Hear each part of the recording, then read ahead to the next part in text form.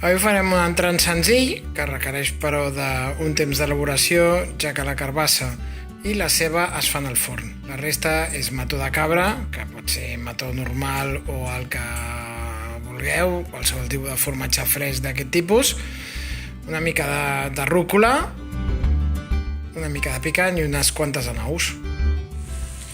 25 minuts a 200 graus ha donat perquè la carbassa i la ceba ja estiguin a punt.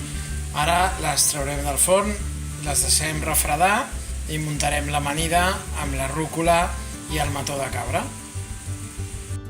I aquí teniu aquesta amanida de carbassa amb ceba al forn, mató de cabra, rúcula i anous.